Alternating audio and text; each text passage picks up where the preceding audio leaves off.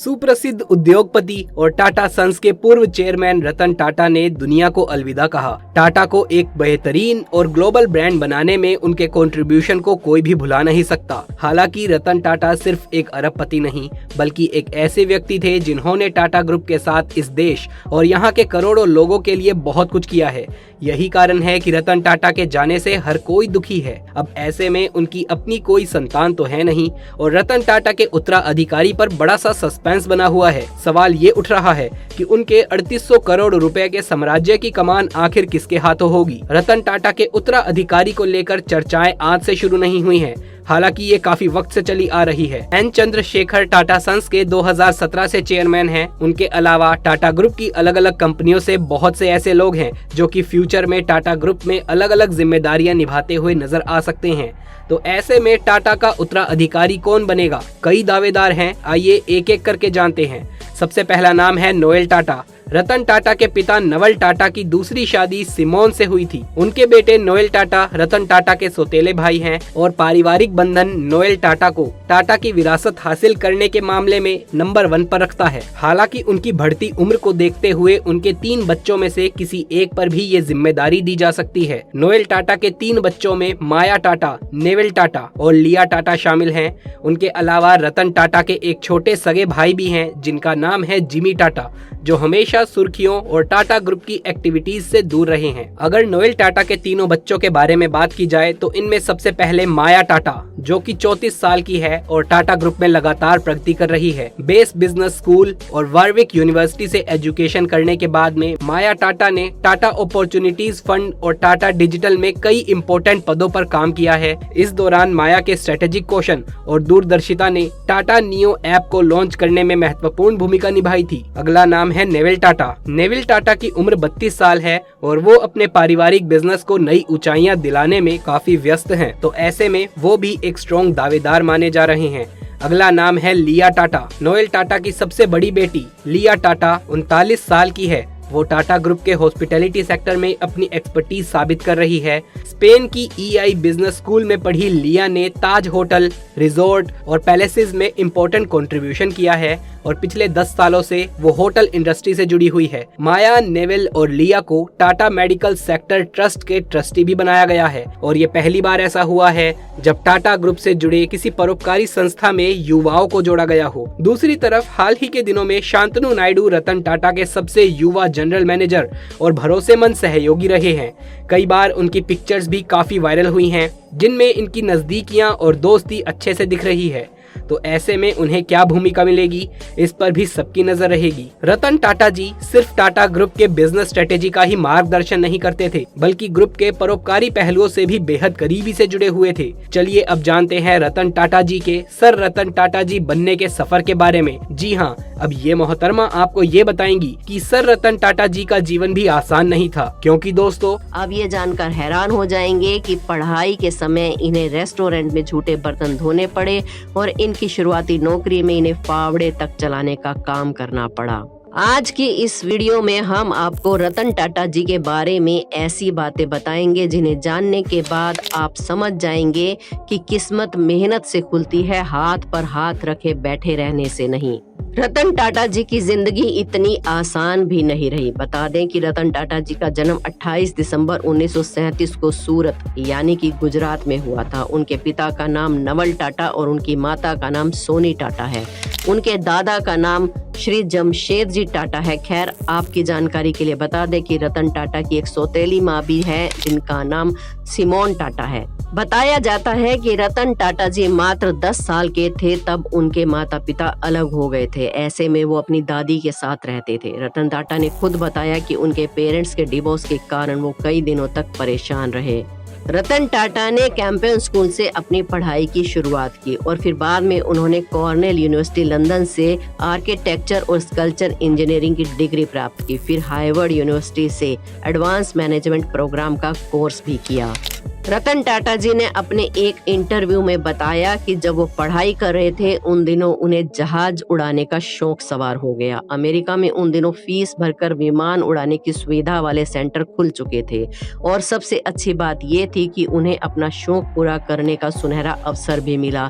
लेकिन दिक्कत सिर्फ पैसों की थी, क्योंकि उनके पास इतने पैसे नहीं थे और उन्हें घर से भी इतने ज्यादा पैसे नहीं मिलते थे कि वो इंस्टीट्यूट की फीस भर सकें। विमान उड़ाने की फीस जुटाने के लिए उन्होंने कई नौकरियां की और इसी दौरान उन्होंने कुछ समय के लिए रेस्टोरेंट में झूठे बर्तन धोने का भी काम किया। कहानी यहीं पर खत्म नहीं होती है दोस्तों। परिवार के व्यवसाय से जुड़ने से पहले उन्होंने अमेरिका में 2 साल तक एक आर्किटेक्चर कंपनी में भी नौकरी की। जब 1962 में उन्होंने अपनी जॉब की, उन्हें पहली बार टेल्को के टॉप फ्लोर पर नौकरी मिली। इसके बाद उन्होंने टाटा स्टील के साथ करियर की शुरुआत की। टाटा स्टील में उनकी पहली नौकरी ब्लास्ट फाइनेंस स्टील में काम करने की थी। इस काम में रतन टाटा को फावड़े तक चलाने का काम करना पड़ा और चूना पत्थर तक उठाने पड़े। आपको जानकर हैरानी होगी कि इस कंपनी में रतन टाटा जी ने अपने करियर की शुरुआत की थी और आज वो खुद रतन टाटा जी उस कंपनी के मालिक हैं। इसके बाद उन्हें एक बहुत ही रेप्यूटेटेड कंपनी IBM में नौकरी का बढ़िया प्रस्ताव भी मिला, लेकिन रतन टाटा जी ने उस प्रस्ताव को ठुकराकर अपने पुश्तैनी बिजनेस को आगे बढ़ाने की ठानी। अब आप सोच रहे होंगे कि पुश्तैनी बिजनेस संभालने के बाद तो उनकी जिंदगी बहुत आसान हो गई होगी, लेकिन अभी तो उनके सामने चुनौतियों की शुरुआत हुई थी। अपना पुश्तैनी बिजनेस ज्वाइन करने के बाद उन्हें कई बार हार का सामना करना पड़ा। साल 1971 में रतन को नेल्को में डायरेक्टर इंचार्ज बना दिया गया। अब क्योंकि कंपनी की स्थिति उस टाइम ठीक नहीं थी, इसलिए उन्होंने कंपनी के हिस्सेदारी को बाजार में बेचने का फैसला किया। बेचने से पहले इस कंपनी के शेयर मार्केट में 2% के हिस्सेदार थे, पर रतन टाटा जी ने इसे 20% तक पहुंचा दिया। इसके बाद सब कुछ परफेक्ट चल रहा था, लेकिन तभी हमारे देश में इमरजेंसी लग गई, जिसकी वजह से कंपनी आर्थिक लॉस में आ गई और आर्थिक लॉस की वजह से यूनियन में भी हड़ताल हो गई। कंपनी को बंद करना पड़ा। फिर साल 1977 में टाटा ग्रुप मिल, जिसका नाम एक्सप्रेस मिल था, उन्हें टाटा को दिया गया। आपकी जानकारी के लिए बता दें कि एक्सप्रेस मिल एक ऐसी बिजनेस थी जो काफी जगह ठप पड़ी हुई थी, जिसकी वजह से इस बिजनेस से टाटा को कोई फायदा नहीं हो रहा था। इसलिए रतन टाटा ने इस मिल पर पैसा खर्च करने के लिए कहा, लेकिन टाटा ग्रुप्स नहीं मानी, जिसके कारण इस मिल को आगे जाकर बंद करना पड़ा। ऐसे ही करते करते रतन टाटा जी को बहुत सारी कंपनियां दी गई, जिसके बाद आता है साल 1991 जब रतन टाटा को उत्तराधिकारी बना दिया और वहीं से टाटा कंपनी का रुख बदल जाता है। इसके बाद टाटा कंपनी ऊंचाइयों को छूने लगती है। अपनी कंपनी के अध्यक्ष बनने के बाद उन्होंने कंपनी के लिए बहुत सारे अहम फैसले लिए जो पहले उनके लिए मुमकिन नहीं था, पर इतने सारे फेलियर के बाद उनकी स्किल में काफी फर्क आ चुका था। वो काफी कुछ समझ चुके थे। उन्होंने खुद एक इंटरव्यू में बताया कि वो पहले भी इन सब कंपनियों को बंद होने से रोक सकते थे, लेकिन उनकी ग्रुप ने उनकी बात नहीं मानी। इतना ही नहीं, जिन जिन लोगों ने रतन टाटा जी को नीचा दिखाया, आज वही कंपनियां खुद रतन टाटा जी की हैं। आपको पता ही होगा कि हमारे देश में अलग अलग टाइप की इलेक्ट्रॉनिक बसेस ऑपरेट की जा रही हैं। अब भले ही अलग अलग कंपनी की इलेक्ट्रॉनिक बस भारत की सड़कों पर दौड़ रही हो, लेकिन इन सभी बसों में सबसे अच्छा प्रदर्शन रहा टाटा मोटर्स की बसों का। इसी अच्छे परफॉर्मेंस को देखते हुए हाल ही में CESL की तरफ से टेंडर के लिए इनवाइट किया गया। बता दें कि ये टेंडर प्राइवेट नहीं बल्कि सरकारी टेंडर था। इस टेंडर के तहत भारत के अलग अलग स्टेट्स में करीब 5450 इलेक्ट्रॉनिक बसों को ऑपरेट करना है। इस टेंडर को आखिरकार टाटा मोटर्स कंपनी ने अपने नाम कर लिया। आपकी जानकारी के लिए बता दें कि यहाँ पे टाटा मोटर्स बहुत ही लोएस्ट बीडर के तौर पर सामने आई। दोस्तों, इस टेंडर के तहत टाटा मोटर्स लगभग 5 करोड़ की लागत से भारत के अंदर ही इन बसों को ऑपरेट करेगी। इन बसों को इंडियन रूप से तैयार करने का मतलब भारत में मेक इन इंडिया मिशन को बढ़ावा देना भी है। इस टेंडर को अपने नाम कराने के लिए टाटा मोटर्स के सामने बहुत सारी कंपनियां खड़ी थी। भले ही इस टेंडर को पाने के लिए सबने पार्टिसिपेट किया और बहुत मेहनत की, लेकिन टाटा मोटर्स को पीछे छोड़ना सबके बस की बात नहीं है और आखिरकार ये टेंडर टाटा मोटर कंपनी के हाथ में आ गया। इस टेंडर को पाने के लिए 5 कंपनियां और लाइन में खड़ी थी, लेकिन टाटा मोटर्स की सबसे कम कैटेगरी वाली बोली थी। इन बसों की कीमतें डीजल बसों के ऑपरेशन कॉस्ट के बराबर या फिर उससे भी कम होने वाली है और इन बसों की चार्जिंग के लिए बिजली की लागत भी शामिल है। इनमें से 12 मीटर की low floor AC bus, non AC bus और साथ ही होंगी standard floor non AC bus.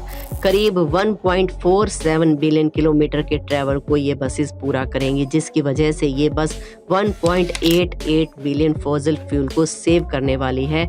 अब यहाँ इससे नेचर पर अच्छा इफेक्ट पड़ेगा, वहीं इलेक्ट्रॉनिक बस कई सारे लोगों को रोजगार भी देगी।